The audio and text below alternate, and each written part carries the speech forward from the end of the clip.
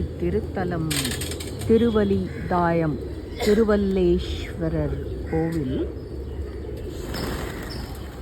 இத்திருத்தலம் ராஜராஜ சோழனால் கட்டப்பட்ட ஒரு கோவிலாகும். இக்கோவில் அம்பத்தூரில் பாடியில் அமைந்துள்ளது. இந்த கோவில் பரத்வாஜ முனிவருடன் தொடர்புடையது. அவர் ஒரு குருவி வடிவில் இருந்து மூலவரை வழிபட்டதால் இந்த கோவிலுக்கு திருவலிதாயம் என்ற பெயர் வந்தது.